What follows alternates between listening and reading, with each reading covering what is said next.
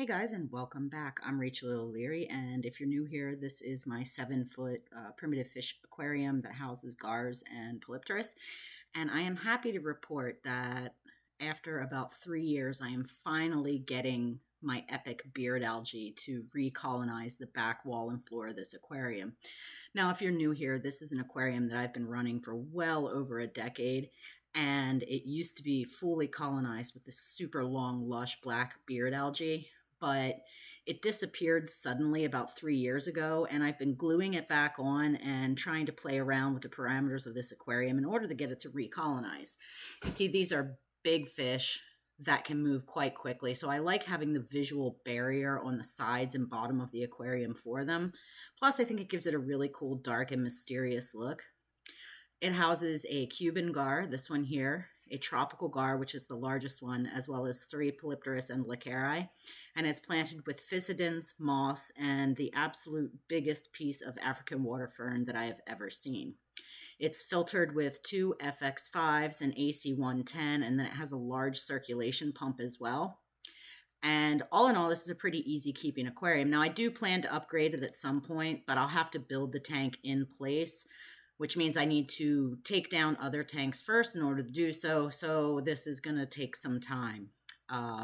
All in all, these fish have been together for over 12 years. They're all doing super awesome. They're quite large, but relatively sedentary fish. They are fed 3 times a week, a mix of sinking pellets, floating pellets, as well as fresh market shrimp, which they particularly enjoy, and we'll be feeding them today. The tank is lit with LED true lumen lights and gets water changes each week of about 40% or so.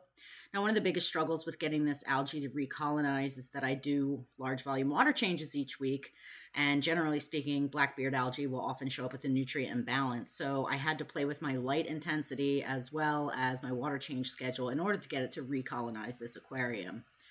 Now, who knows how long it'll last. I'm pretty excited it is back. But even without it, I really liked how the physidins looked moving in the current of the aquarium. But again, I'm super excited that this blackbeard algae is back. I think a lot of it has to do with changing all the lighting in the rest of the fish room, which probably added a lot more light pollution. As you can see, there's a lot of light pollution in my fish room, and that helped it take hold again. Now, I still do have pothos growing out of the aquariums in here, so certainly that was not a way to keep it away forever. It just does help with some of the nutrient uptake, as these guys are big eaters and big poopers.